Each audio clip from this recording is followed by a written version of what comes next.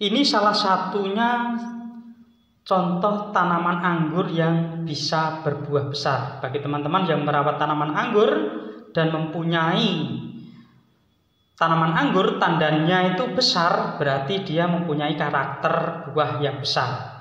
Karena jenis anggur ini ARA15 itu kalau sudah mulai membesar, dia tandanya ini sampai sebesar jari kelingking. Maka dari itu, buat teman-teman yang ingin mengetahui ciri dari salah satu anggur yang berpotensi mempunyai buah besar, yaitu terletak pada tandan atau pada sulurnya. Bagi teman-teman yang penasaran untuk mengetahui kualitas tanaman anggurnya, perhatikan sulurnya. Jika sulurnya itu kok bagus, besar, maka insya Allah buah pun nantinya akan tumbuh besar pula, ya.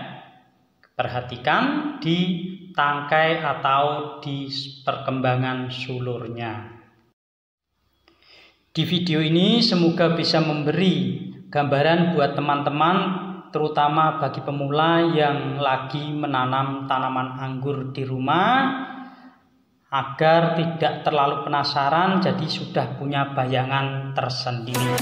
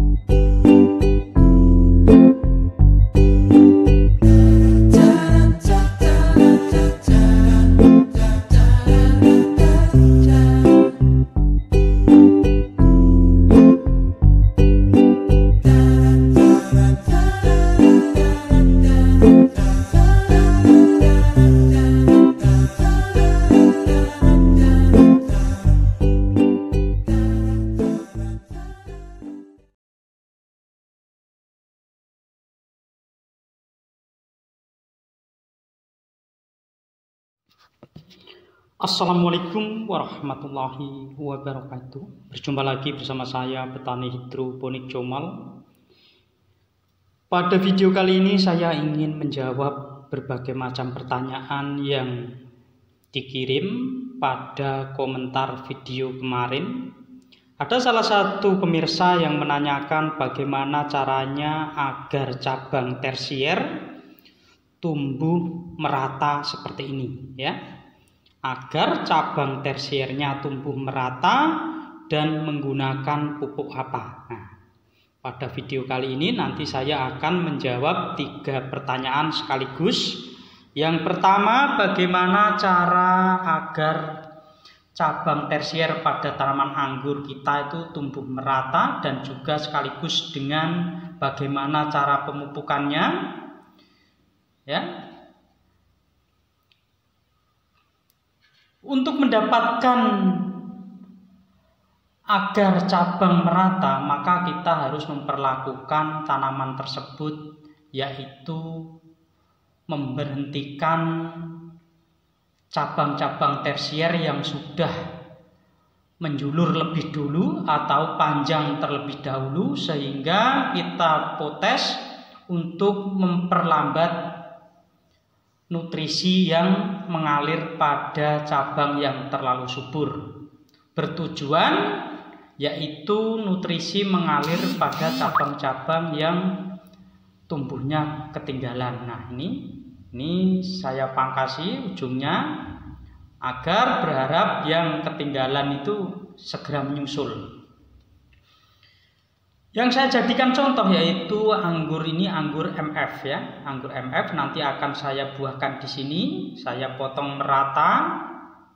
tidak saya lakukan, yaitu pruning total, karena tanaman ini rencana mau saya buahkan di usia muda. Berarti rata-rata kalau saya membuahkan di usia muda itu kurang dari 1 tahun usianya. Dengan cara seperti ini itu sangat bagus sekali dan tanaman tidak rusak. Seandainya tidak mau berbuah, tidak masalah, karena kita menguji agar tanaman tersebut bisakah dibuahkan di usia sebelum 1 tahun. Nah, seperti ini. Untuk mengetahui kapan dia memberi kode untuk berbuah, maka di ujung tunas air kita buang agar mata bat itu keluar. Nah, ini panjangnya tersier sekitar 1,25 meter, 125 cm ya. Nah, batangnya masih seperti ini. Ya, ini masih muda sekali karena usianya sekitar 3 bulan dari mulai grounding pindah tanam, dan pembentukan tersier sudah mulai maksimal, tinggal kita melakukan pemupukan, pembuahan. Dan pertanyaan kedua yaitu tentang teman yang menanyakan kenapa bunga keluar dari sulur. Nah, memang sebenarnya kalau kita bicara bunga keluar dari sulur, memang buah itu nantinya berubah, sulur itu yang akan ditempati oleh bunga. Kalau tanaman sudah berbunga, maka sulur keluarnya bunga dan menjadi buah seperti ini. Nah, dan pertanyaan yang ketiga yaitu kenapa harus dijarangi? Karena kalau tidak dilakukan penjarangan nanti buah itu tidak bisa maksimal. Nah, seandainya terjadi bunga PHP pada tanaman anggur kita, pasti seperti ini ya. Terus dia menjulur, kering, dan tidak menjadi bunga. Lalu bagaimana? Biarkan dia panjang dulu, tumbuh dari setelah pemangkasan, biarkan panjang sampai sekitar 1,5 meter. Nanti kita lakukan pemangkasan seperti ini. Ini contoh ARA 15 yang saya bagikan kemarin ya.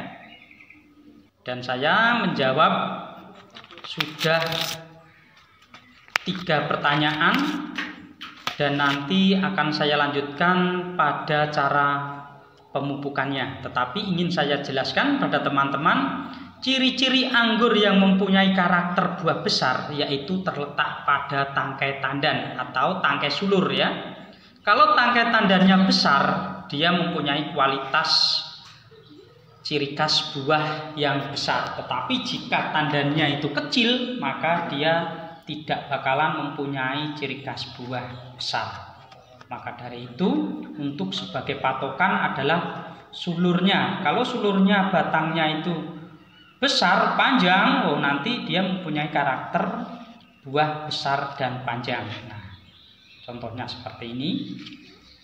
Ini jenis anggur ARA 15, mempunyai tangkai tandan buah itu bagus sekali. Sampai sebesar jari kelingking kalau nanti sudah maksimal mulai panen itu, berarti tangkainya sangat besar sekali, sehingga mempunyai potensi buah yang besar. Yang penting dilakukan penjarangan, jangan terlalu memadat. Jika terlalu memadat nanti buahnya juga jelek, pertumbuhannya juga tidak bagus, serta bentuk buah juga tidak merata bagus. Maka dari itu pentingnya kita melakukan penjarangan pada buah anggur. Dan selanjutnya ingin saya beritahukan pada teman-teman bagaimana agar cabang tersier itu nantinya tumbuh merata. Nah, contohnya seperti ini. Ini yang baru tumbuh ya. Nah, saya setel dari awal. Ini saya gunakan tunas air untuk jadi tersier. Hasilnya dengan menggunakan tunas air itu kita bisa membuahkan lebih cepat ketimbang kita menunggu menggunakan tunas mata batch. Maka dari itu, teman-teman yang ingin membuahkan cepat, maka gunakanlah tunas air seperti ini. Nah, tunas airnya bagus, tumbuh aktif, dan ujungnya normal sehat seperti ini. Dan salah satu ciri khas anggur yang mempunyai potensi buah besar yaitu kalau kita lihat tuh di sulur-sulur ini ya, sulur pengikat yang biasa untuk merembetkan tubuhnya oleh anggur itu mempunyai sulur yang panjang besar sehingga dia mempunyai karakter buah yang bagus. Nah, ini tunas airnya bagus. Nanti akan saya jelaskan bagaimana caranya biar tunas air itu tumbuhnya bagus seperti ini. Ya. Karena kalau kita tidak mempunyai trik untuk menyikapinya, maka kita tidak akan menghasilkan tunas air yang tumbuh bagus seperti ini. Nah, ini ingin saya jelaskan pada tanaman yang sebelah. Ini saya tanam bareng ya. Cara grounding bersamaan dan hasilnya seperti ini. Sama. Saya gunakan tunas air. Nah, untuk mendapatkan tunas air yang aktif dan bagus seperti ini ya, ini dibuang dulu ya. Dibuang agar tidak mengganggu tersier. Ini sulur mengeluarkan daun. Kita pilih salah satu saja yang paling bagus. Untuk mendapatkan tunas air sebagus ini kita mempunyai cara. Cara ini juga pernah saya bagikan pada video-video kemarin yang video lama, tapi ingin sekaligus menjawab pertanyaan pemirsa pada video kemarin. Setelah cabang primer setinggi para-para, saya lakukan pemotesan di sini ya. Ini saya potes, lalu saya buang tunas air dan saya tumbuhkan tunas bat. Kenapa saya tumbuhkan tunas bat tidak menggunakan tunas air? Karena menggunakan tunas bat itu percabangan tunas airnya lebih bagus dan lebih aktif, serta bisa merubah sekunder menjadi lebih besar. Jika dibandingkan kita langsung menggunakan batang pokok primer, kita lanjut terus-menerus sampai menjadi sekunder, itu kalau saya hasilnya kurang bagus. Lebih baik saya hentikan di batas para-para, saya potes dan saya tumbuhkan tunas bat, akhirnya dia lebih bagus dan tunas airnya lebih aktif seperti ini ya. Nah, hasilnya agar tanaman tersebut tidak diganggu serangga, karena ini di lahan terbuka ya, tunas airnya sehat, maka kita lakukan penyemprotan 2 minggu sekali atau 1 minggu sekali. Menggunakan apa?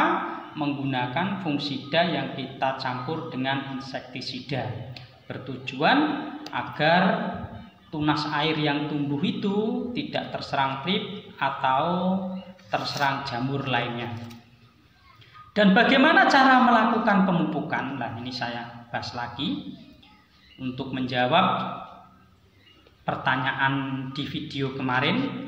Kita bisa menggunakan pupuk abimik seperti ini ya, pupuk abimik. Berapa ppm yang harus diberikan? Yaitu kalau kita dari mulai pindah tanam grounding ya sekitar 1500 ppm. Dan untuk 2 minggu sekali kita kasih yaitu TSP. Kalau nggak ada TSP ya bisa kita gunakan SP ya. Untuk pemberian pupuk abimik bisa kita berikan yaitu 2 hari sekali atau 3 hari sekali. Satu tanaman kita kasih 1 liter atau 2 liter dengan ppm yang saya sebutkan tadi. Jika tidak mempunyai abimik, bisa menggunakan pupuk NPK seperti ini, NPK 1616 yang dicampur dengan urea. Karena ini masa-masa pertumbuhan, jadi kita gunakan pupuk-pupuk yang menyuburkan, yaitu yang membuat daun bisa lebar-lebar dan tanaman subur. Berapa perbandingannya? Perbandingannya untuk NPK-nya itu 1 sendok makan dan untuk ureanya 1 sendok makan kita larutkan pada air 10 liter. Dan untuk 2 minggu sekali sama kita gunakan yaitu TSP atau SP. Kita berikan secara ditaburkan seperti video kemarin. Lalu bagaimana jika kita tidak mampu membeli pupuk NPK 1616 dan juga urea? Karena pupuk-pupuk ini juga sudah mulai harganya mahal. Bisa menggunakan pupuk yang murah, yaitu pupuk Posca yang warnanya merah, bisa diberikan pada tanaman, yaitu 1 sendok makan diberikan secara ditaburkan atau dilarutkan dengan air 10 liter. Yang penting tanaman kita pupuk agar pertumbuhannya itu bagus dan unsur hara yang dibutuhkan itu tercukupi. Dan jika teman-teman ingin mendapatkan bibit dari channel Petani Hidroponik